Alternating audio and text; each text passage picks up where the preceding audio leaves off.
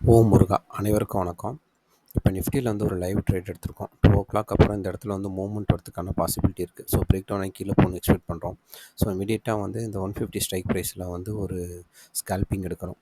இது எடுத்தோன்னே பார்த்தீங்கன்னா ஒரு 5000 வரைக்கும் ப்ராஃபிட் வந்துச்சு. ஸோ இமீடியட்டாக வந்து ஆர்டர் க்ளோஸ் பண்ணியாச்சு.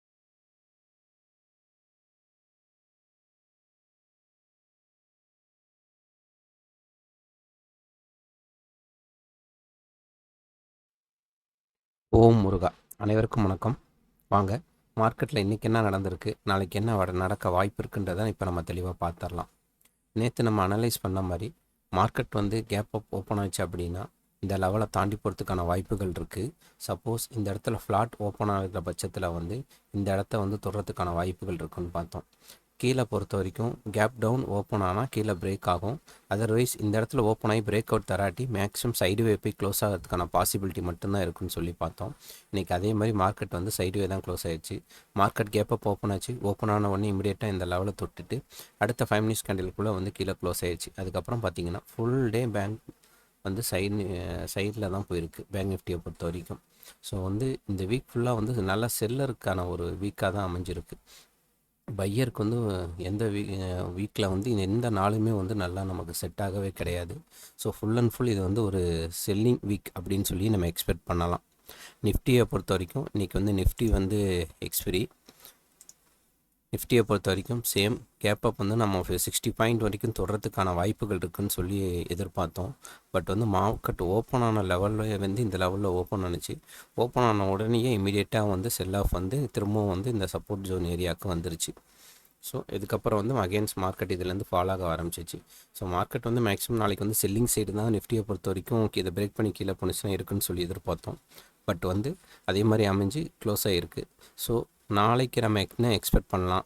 ஸோ இன்றைக்கி வந்து நிஃப்டியில் வந்து இந்த பிரேக் அவுட் பண்ணும் போது அதோட ஸ்ட்ரைக் ப்ரைஸை நம்ம வாட்ச் பண்ணியிருந்தோம்னா எப்படி வந்து பையிங் சைடு வந்து அவாய்ட் பண்ணியிருக்கலாம் அப்படின்றத வாங்க இப்போ நம்ம பார்க்கலாம். ஃபஸ்ட்டு பேங்க் நிஃப்டி போயிடலாம். பேங்க் நிஃப்டியை பொறுத்த வரைக்கும் மார்க்கெட் வந்து ரொம்ப க்ரூசியல் லெவலில் இருக்குது. கிட்டத்தட்ட 1 2 3 4 டேஸாக பார்த்தீங்கன்னா இந்த லாஸ்ட் 4 டேஸாக பாருங்கள் மார்க்கெட் வந்து கண்டினியூவாக வந்து ஒரே லெவலில் தான் ட்ரேட் ஆகிட்டுருக்கு. ஸோ நாளைக்கும் வந்து மார்க்கெட் வந்து எதிரார்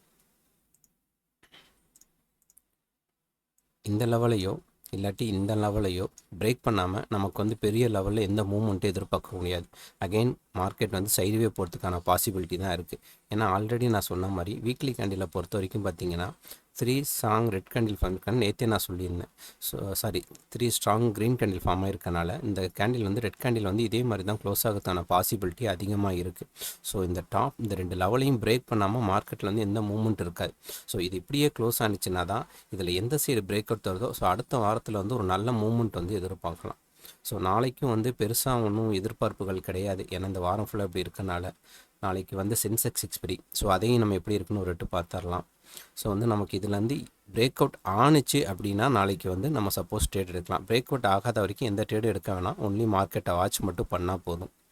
அடுத்து நிஃப்டிக்கு போயிடலாம். நிஃப்டி பார்த்திங்கன்னா 4 வீக்காக பார்த்திங்கன்னா க்ரீன் கேண்டில் தான் ஃபார்ம் ஆகிருக்கு. ஸோ இந்த வீக் வந்து கம்பல்சரி வந்து ஒரு ரெட் கேண்டில் ஃபார்ம் ஆனால் தான் வந்து பையர்ஸ் உள்ளே வரதுக்கான வாய்ப்புகள் இருக்குது. சப்போஸ் மார்க்கெட் வந்து அடுத்த டே ஐயை தாண்டி மேலே போகணும், கண்டினியூ ஆல் டைம் ஐயை தொடணும் அப்படின்னா அவங்களுக்கு ஸ்டாப்லாஸ் போடுறதுக்கு ஒரு இடம் வேணும். ஏன்னா புதுசாக வர பையர்ஸ் எல்லாமே வந்து எங்கே ஸ்டாப்லாஸ் ப்ளேஸ் பண்ணுவாங்க? இதே க்ரீன் கேண்டில் யாரும் ஸ்டாப்லாஸ் வந்து ப்ளேஸ் பண்ண மாட்டாங்க.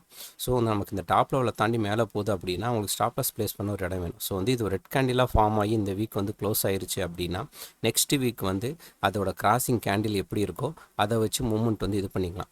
சப்போஸ் கீழே வந்து பிரேக் அவுட் கொடுக்காம மேலே பிரேக் அவுட் பண்ணி மேலே போகும்போது அகைன் நியூ பையர்ஸ் வந்து உள்ளே வருவதற்கான வாய்ப்புகள் வந்து அதிகமாக இருக்கும். இதிலும் அதே மாதிரி பார்த்தீங்கன்னா மார்க்கெட் ஓப்பன் ஆனிச்சு. ஓப்பன் ஆன உடனேயே மேலே டச் பண்ணிவிட்டு இமிடியேட்டாக கீழே வந்துருச்சு. வந்து வழக்கம் போல் சைடு வேலை வந்து கீழே வந்து க்ளோஸ் ஆகிருச்சு. அதே மாதிரி மார்க்கெட் வந்து 2 அப்புறம் ஒரு மூமெண்ட் எதிர்பார்த்துச்சு. நான் வந்து இந்த இடத்துல வந்து ஒரு மூமெண்ட் எதிர்பார்த்தேன். இந்த இடத்துல நடக்கிற மூமெண்ட்டுக்கு அப்புறம் வந்து கொஞ்சம் பிரேக் டவுன் இருக்குன்னு சொல்லி எதிர்பார்த்து ஒரு ஸ்கேல்பிங்கில் ஒரு ட்ரேட் எடுத்தேன். அதில் ஒரு 4 to 5,000 வரைக்கும் ப்ராஃபிட் கிடச்சிச்சு. சின்ன ட்ரேடு தான் அது. ஸோ அந்த ட்ரேடோட வீடியோவும் நான் இதில் அட்டாச் பண்ணுறேன் பாருங்கள். அடுத்து சென்செக்ஸ் பார்த்தோம்னா சென்செக்ஸ் வந்து நாளைக்கு எக்ஸ்பிரி. அதுவும் சேம் லெவல் தான். நாளைக்கு வந்து நமக்கு இந்த லெவலையும் கிராஸ் பண்ணாமல் நமக்கு வந்து எந்த மூமெண்ட்டும் எதிர்பார்க்க முடியாது. நாளைக்கு மார்க்கெட் வந்து ஒன்லி சைடு வே போகிறதுக்கான பாசிபிலிட்டி மட்டும்தான் அதிகமாக இருக்குது. இந்த நிஃப்டி 50ல் வந்து நான் ஸ்ட்ரைக் ப்ரைஸை வச்சு ஒன்று பார்க்கலான்னு சொன்னேன். அதை நம்ம இப்போ பார்த்துடலாம். நிஃப்டி 50யை பொறுத்த வரைக்கும் மார்க்கெட் வந்து ஓப்பன் ஆனோடனே இமீடியட்டாக கீழே வந்துச்சு. ஸோ இந்த இடத்துல சப்போர்ட் எடுத்து மார்க்கெட் கீழே மேலே போகிறதுக்கான பாசிபிலிட்டி இருக்கணும்ல, ஏன் இல்லைன்னு சொல்லி எதிர்பார்க்கலாம். ஸோ இந்த இடத்துல வந்து நம்ம ஸ்ட்ரைக் ப்ரைஸ் வந்து வாட்ச் பண்ணிடுவோம் எப்படி இருக்குன்னு சொல்லி.